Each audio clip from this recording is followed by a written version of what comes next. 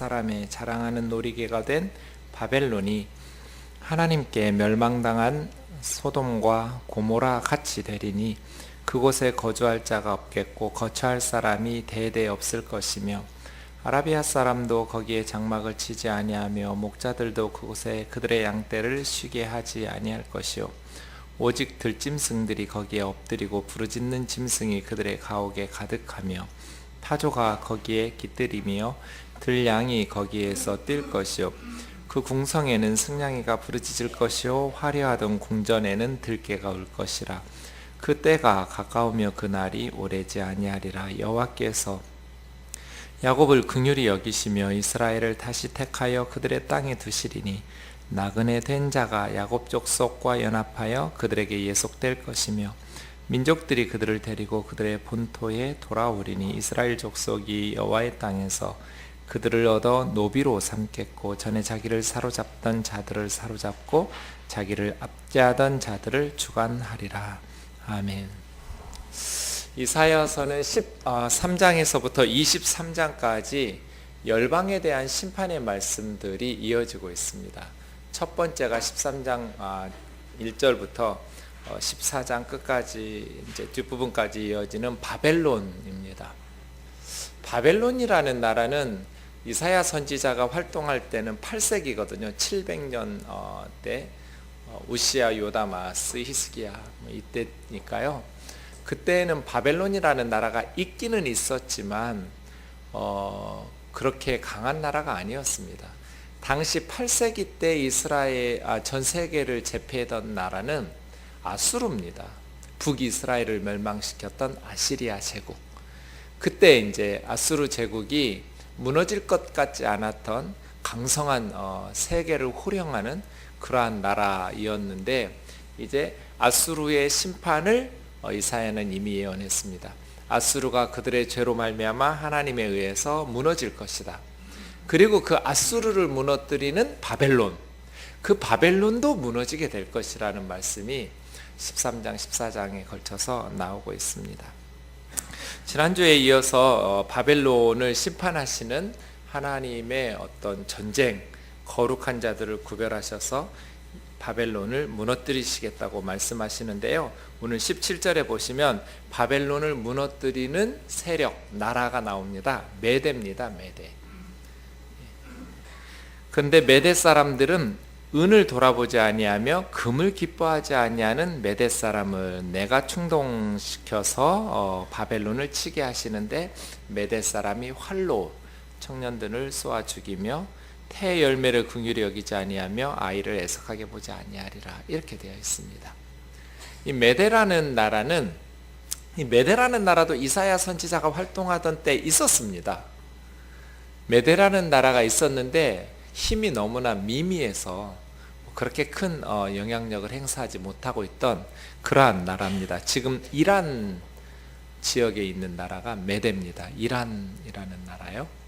그런데 이 메대가 바벨론과 연합해서 612년에 아수르 제국을 무너뜨리는데 결정적 역할을 합니다.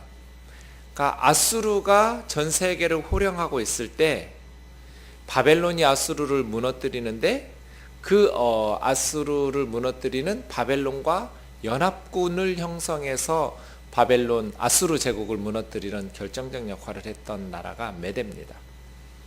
그런데 이제 후에는 이 메대가 다시 바벨론과 연합해서 아수르를 무너뜨렸지만 이 바벨론을 무너뜨립니다. 사실은 메대라는 나라 혼자 한 것이 아니고 페르시아와 연합해서 합니다. 바사 제국과 함께 하는데 메대가 먼저 나와서 세계의 역사를 이렇게 주도했던 나라입니다. 나중에 시작했던 페르시아의 고레스 왕, 사실은 고레스 왕의 어머니가 메대 사람인데요. 그 고레스 왕이 페르시아 제국을 건설하면서 메대를 흡수 통일해 버립니다. 그렇게 페르시아와 연합해서 바벨론을 무너뜨리는 주전 539년입니다. 이때 한 이사야 선지자가 하나님의 말씀을 전하고 거의 180년, 200여 년 지난 후에 있었던 말씀들이거든요. 그렇게 바벨론을 공격하면서 무너뜨렸던 나라가 메대입니다. 페르시아와 연합 군대를 형성했지만 메대가 주도해서 바벨론을 무너뜨립니다. 그런데 이 메대 사람들 좀 보십시오. 은을 돌아보지 아니하며 금을 기뻐하지 않는 사람들. 전쟁을 할 때 바벨론 제국은 엄청나게 많은 금은 보화들이 있을 거잖아요. 모든 열방들을 정복해서 다 약탈했던, 그동안 수백 년 수천 년 동안 쌓아두고 있었던 각 국의 보물들을 다 약탈해서 바벨론 제국에 그렇게 축적해 놓았을 텐데, 이 바벨론을 무너뜨리는 메대 사람들은 은, 금에 관심이 없었다, 이런 식으로. 그러니까 전쟁을 할 때 힘이 약하면 돈으로 막아야 하잖아요. 군사력이 약하면 이제 은금 패물을 갖다 바치면서 우리가 종노릇 할 테니까 더 이상 전쟁, 이렇게 화친을 좀 요청하고, 그러면 대개는 은금 패물 하면서 계속 종살이 한다니까 전쟁을 멈추잖아요. 근데 이 메대 사람들은 은도 기뻐하지 아니하고 금도 기뻐하지 않는다는 거예요. 그러니까 바벨론은 군사력으로도 당해낼 수가 없고 돈으로도 이 전쟁을 멈출 수가 없는. 왜요? 그만큼 바벨론 사람들한테 당했던 그 피정복민으로서의 서름이 컸던 거죠. 메대 사람들이. 돈으로 우리가 할 테니까, 은근 보화를 다 줄 테니까 우리 좀 살려달라고 하는 것을 듣지 않는다는 거예요. 철두철미하게 보복하는 이 서름을 안갚음하는데 집중하는 메대 사람들. 그러니까 바벨론 사람들이 당하는 그 고통이 가공할 만한 공포겠죠. 네. 그런데 이 메대 사람들을 누가 일으키셔요? 17절 보시면 하나님께서, 내가 충동하여 그들을 치게 하리니잖아요. 하나님께서 움직이시는 거예요. 그러니까 바벨론 제국이 지난주 우리가 말씀 묵상했듯이 너무나 교만했어요. 교만하고 자만하고 오만해서 무너지거든요. 바벨론 제국의 교만함으로 말미암아서 모든 힘없는 나라들, 국제의 평화를 깨뜨려 버렸어요. 전 세계를 정복하면서 평화를 깨뜨리고, 강대국의 그 오만함으로 거만해진 이 바벨론 제국이 더 점점 정복하면서 제국이 커지니까, 그 제국을 유지하기 위해서는 다른 나라에서 계속 약탈을 해야 운영이 될 거잖아요. 비대해진 바벨론 제국의 운영을 위해서. 그래서 계속해서 전 세계를 착취하고, 또 자기들이 사치하고 향락에 빠져야 되니까 그 많은 파티와 잔치에 수많은 약소국가의 사람들이 착취를 당하겠죠. 바벨론의 영적인 간음은 말할 것도 없고요, 우상 숭배는 말할 것도 없고, 바벨론이 그렇게 영적으로 타락하고 사치와 음란에 빠져버리니까 엄청나게 많은 물품들이 필요하겠죠. 잔인하게 다른 나라에서 착취하고, 또 자국 내에 힘없는 사람들의, 연약한 백성들의 또 억압과 착취도 많았죠. 국제적인 평화를 깨뜨리고 국내적인 힘없는 사람들로부터 다 착취하면서 제국의 오만함을 떨치니까 하나님께서 메대 사람들을 들어서 충동하셔서 바벨론 제국을 무너뜨리시는 거죠. 역사의 주인이 누구냐? 하나님이시라는 거예요. 하나님께서 정확한 때 다른 힘을 가진 아수르 사람들이 무시하던 바벨론, 그러나 또 그 바벨론 사람들이 무시하던 메대 들어 쓰셔서 제국의 오만함과 죄악을 심판하신다는 거예요. 그런데 이 메대 사람들이 얼마나 잔인하냐면, 활로, 이 역사책에 보면 메대 사람들은 궁수들이, 활들이 굉장히 유명한 나라거든요. 활을 쏘는 그 궁수들이 유명한 나라였는데, 이 활을 쏘는 메대 사람들이 청년들을 쏘아 죽이는 거야 뭐 전쟁 중이니까 그렇다 쳐요. 위협이 될 테니까. 그런데 태 열매도 긍휼히 여기지 않는다. 태 열매는 뭐예요? 뱃속에 있는 아이들이에요. 그러니까 어미의 임산부의 태 속에 있는 아이들도 불쌍히 여기지 않고 어린 아이들도 애석하게 보지 않을 만큼 매우 잔인하게 바벨론을 무너뜨릴 거다는 것이죠. 메대 사람들의 그 잔인한 그 억압받고 고통받던 서름을, 그 분노가 얼마나 잔인했는지 태 속의 아이들도 봐주지 않고 다 죽이는 거예요.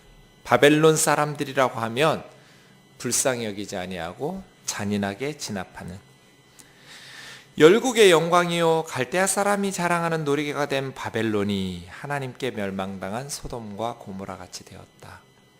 열국의 영광이었어요. 바벨론은 전 세계를 제패해서 정치, 경제, 문화, 예술 모든 분야에 있어서 바벨론의 영향력이 미치지 않는 나라가 없었어요. 그러니까 바벨론은 자기들의 문화와 자기들의 예술, 자기들의 경제력 전 세계에 확장시켜가면서 열국의 영광으로 삼고 자기들 스스로를요, 갈대아 사람이 자랑하는 놀이개. 원래 갈대아는요, 아브라함의 고향이 갈대아 우르죠. 원래 고향이. 그러니까 바벨론 제국 유프라테스 티그리스강 하류 지역 남부 지방이 갈대아 지역이거든요. 이 지역에서 왕을 배출하고 이 지역 사람들이 바벨론 제국 전체를 먹어요. 바벨론은 원래는 도시 성읍이거든요. 그 제국의 수도였던 바벨론을 정복하면서 남부 지역의 갈대아 출신 사람들이, 이 놀이개라고 번역된 것은 아름답다, 영광스럽다, 기쁘다, 장식품 이런 식으로 번역할 수 있는 단어인데요. 갈대아 사람들이 바벨론 성읍을 정복해서 그 바벨론 성읍을 그들의 기쁨, 장식으로 여길 만큼 영광으로 여겼어요. 그럴 만큼 바벨론이 갈대아 사람들의 자랑거리였다는 것이죠. 전 세계의 영광이었고 또 갈대아 사람들의 장식품이며 영광이며 자랑거리였던 바벨론이 하나님께 멸망당한 소돔과 고모라처럼 될 것이라는 거죠. 소돔과 고모라 죄로 말미암아 하나님의 심판으로 멸망을 받았는데 한순간에 폐허가 되어버렸어요. 그렇죠? 하늘에서부터 유황불이 쏟아져 내려가지고요, 갑자기 전혀 예상하지 못하던 때 소돔과 고모라가 하나님의 심판으로 죄 때문에 무너졌던 것처럼 바벨론도 그럴 거라는 거예요. 바벨론 사람들이 서서히 약해지면서 이제 우리가 망하겠구나 이렇게 망한 게 아니고요, 소돔과 고모라처럼 갑자기 전혀 예상치 못하던 시각에, 그때 삽시간에 다시는 재기가 불가능할 만큼 철저히 소돔과 고모라처럼 무너져 버린다는 거예요. 그래서예요, 한순간이에요. 겸손해야 돼요. 전 세계를 제패하고 호령하니까 천년 만년 갈 것 같지만 그렇지 않아요. 바벨론은 한순간에 소돔과 고모라처럼 무너져 버렸어요. 그렇게 무너지니까 20절이요, 거주할 사람이 사라져 버렸어요. 그렇게 많은 사람들이 모여서 웅장한 문화와 엄청난 건축물들을 세우고 전 세계에서 약탈해왔던 보석들로 꾸미면서 화려하게 금은 보화로 채워가면서 늘 사치하고 향락에 빠져 살았던 바벨론 사람들이, 그 사람 많던 바벨론 제국의 성읍에 사람이 없어요. 거주할 자가 없고 거처할 사람이 대대에 없어. 그때뿐 아니라 자손 대대로 없어서 지금까지 없어요. 그래서 유적지 구경하는 관광객들밖에 없어요. 그렇게 유적지가 되어버릴 만큼 거처할 사람들이 대대에 없어서, 아라비아 사람도 거기서, 아라비아 사람들은 전 세계 돌아다니면서 무역을 많이 하던 사람들이잖아요. 거기 갈 일이 없어요. 무역상들이. 아라비아 사람들도 사람이 없고 물건을 살 것도 팔 사람도 없으니까요. 그리고 목자들도 양떼를 쉬게 하지 아니할 것이요, 목초지가 없어요. 그러면 들짐승들만 야생동물 들짐승의 서식지로 전락할 거라는 거예요. 한때는 전 세계에서 가장 많은 사람들이 화려한 바벨론에서 사치와 향락을 누렸었는데 폐허가 되고 나니까 사람들이 없고 야생동물들만 폐허가 된 곳에서 산다는 것이죠.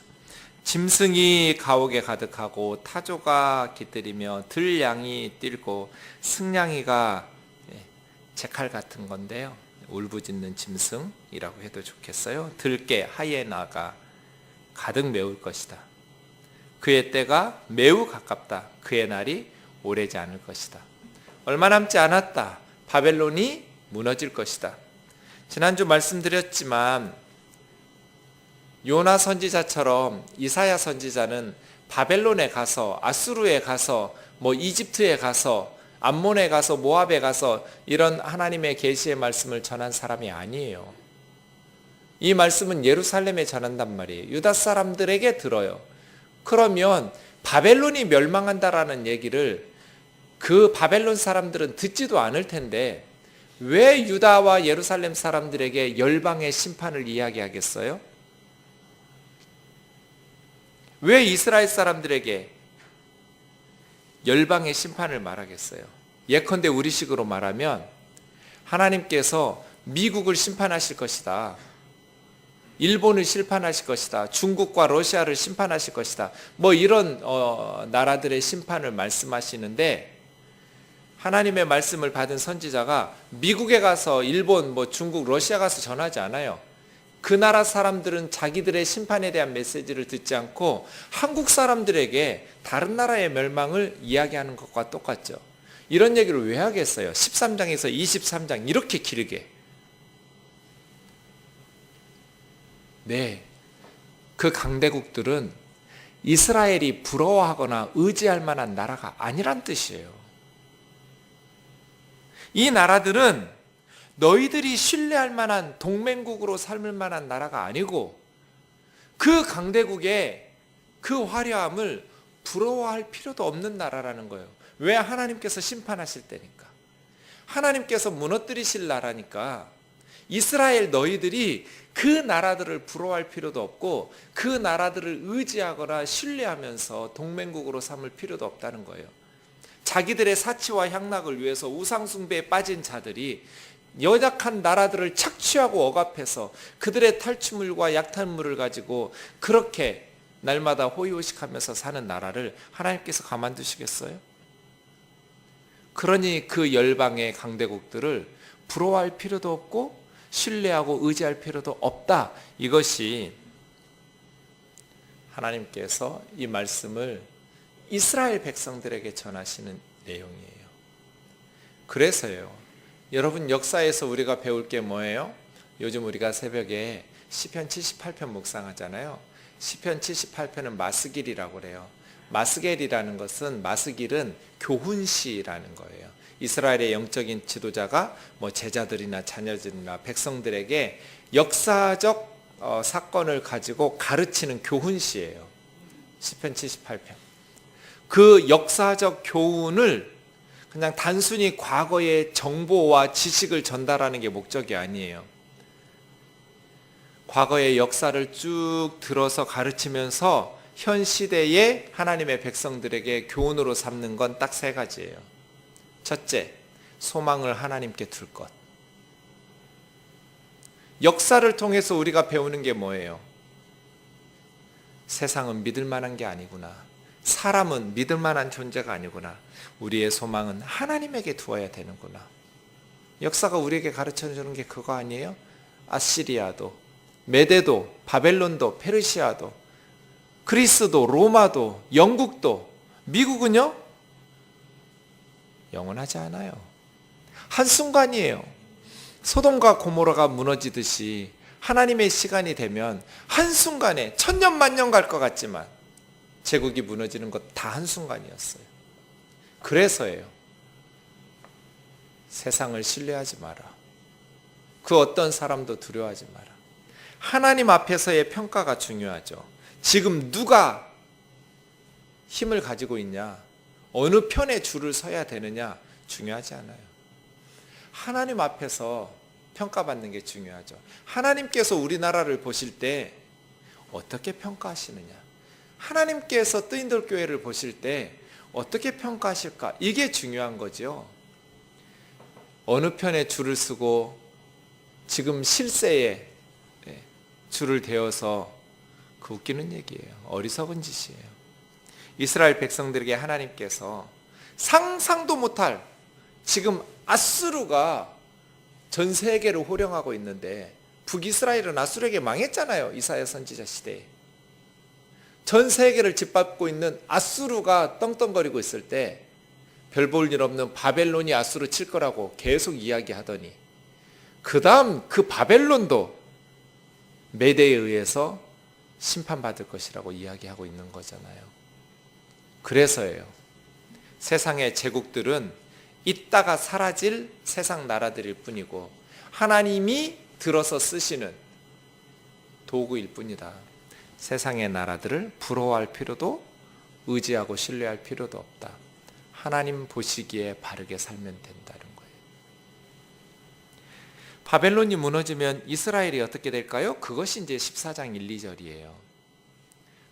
다음 주에 볼 14장 3절부터 23절까지는 무너지는 바벨론 왕에 대한 애가예요. 이제 다음 주 말씀을 보면 바벨론이 왜 심판을 받아서 망하는지를 알 수 있어요. 왜 바벨론이라는 제국이 무너지는지, 바벨론이 무너졌을 때 바벨론 왕을 위해서 불러주는 노래가 다음 주 본문이거든요. 그 열방 사람들이 부르는 노래를 보면 왜 바벨론이 그렇게 열국의 미움을 받고 열방 사람들이 바벨론에 무너지는 것을 기뻐하면서 환호성을 쳤는지, 나라가 망하고 제국이 망하는데 같이 울어주고 슬퍼해주는 사람이 없어요. 그만큼 바벨론이 잔인하게 전 세계를 짓밟았던 거예요. 그 애가가 나오는데요. 그 사이에 1, 2절이 들어있어요. 바벨론의 멸망과 바벨론 왕을 위한 애가 사이에 이스라엘의 구원과 회복이 있어요. 왜요? 바벨론이 멸망받으면 이스라엘은 해방되겠죠. 그래서 그 사이에 들어있는데요. 말씀드린 것처럼 이때는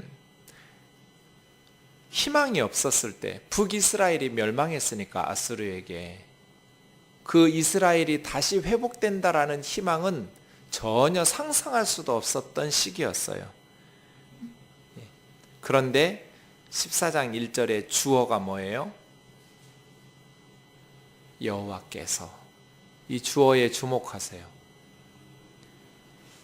현실적으로 보면 전혀 일어날 것 같지 않은, 그런데 여호와께서, 하나님께서 하신다는 거예요. 야곱을 긍휼히 여기시며 하나님께서 이스라엘을 긍휼히 불쌍히 여기시겠다는, 이 긍휼이라는 단어 여러분 우리가 아시죠? 예. 어머니의 자궁, 태, 어근이 똑같아요. 라함. 어미가 자녀를, 자기 태에서 나온 아이를 긍휼히 여기듯이, 불쌍히 여기듯이. 세상에서 가장 강한 게 모성애잖아요. 어미가 자녀들을 향한, 낳은 아이들을 향한 그 애정 말이에요.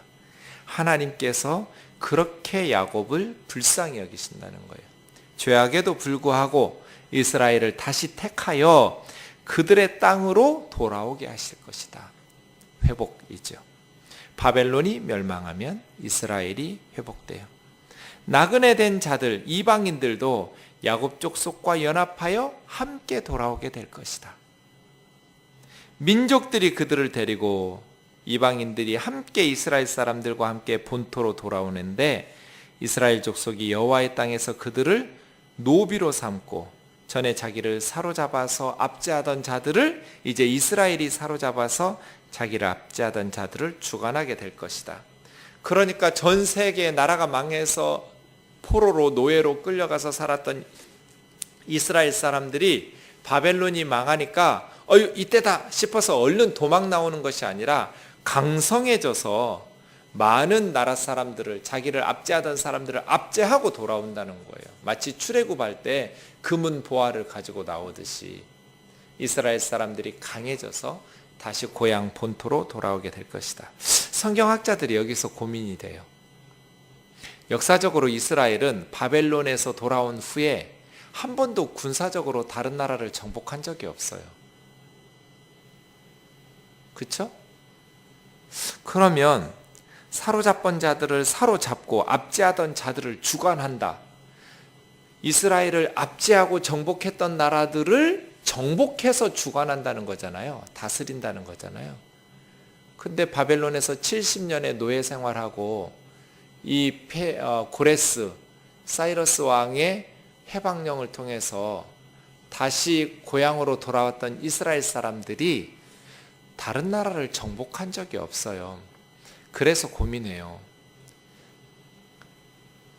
이렇게 말할 수 있겠죠. 이스라엘이 다시 돌아온다라는 것은 해방과 구원을 의미하거든요.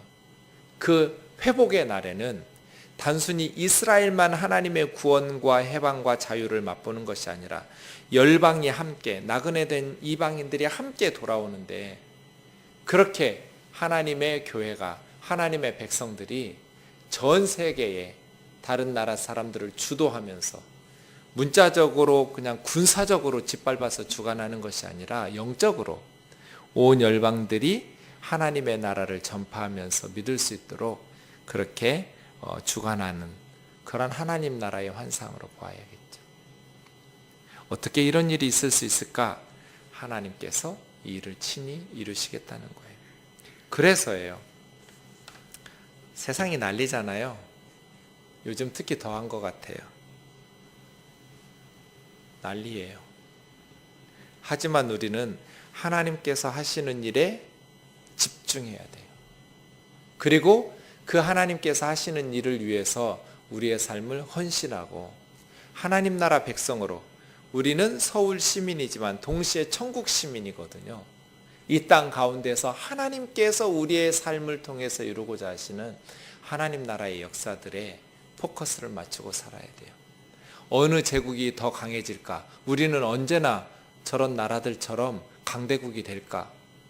거기에 온 신경을 쓰면서 시간 낭비하고 우리의 물질을 낭비할 필요가 없어요. 우리의 시간, 재능, 물질, 우리에게 주신 모든 자원들을 하나님이 무엇을 원하시는가? 하나님께서 기뻐하시는 하나님의 역사들을 위해서 쏟아 부어야 돼요. 저와 여러분의 삶이 허투루 지나가지 않고 하나님의 역사적인 일들을 위해서 쓰임받는 그러한 값진 인생 되기를 원합니다. 세상에 여러 가지 일들이 발생하지만 그 가운데서 정신을 바짝 차리고 하루하루를 어떻게 내가 하나님 앞에서 이 세상에서 바르게 살아야 될 것인가? 내가 무엇을 사모해야 될 것이며 나는 무엇을 이루어야 될 것인가? 예수님을 믿는다고 말하면서도 여전히 너무나 유치한 것에 목숨을 걸어요. 너무 사소한 것에 우리의 목숨을 걸 필요가 없어요. 정말로 목숨 걸어야 될 때 우리 목숨을 걸어야죠. 영혼을 살려내는 일에, 하나님의 역사들을 이루어가는 일에, 이 땅에 하나님의 정의를 시행하는 일에, 이 땅에 하나님의 진리를 선포하고 그 진리를 이루는 일에 인생의 승부를 거는 저와 여러분 되시기를 주의 이름으로 축원합니다. 우리 말씀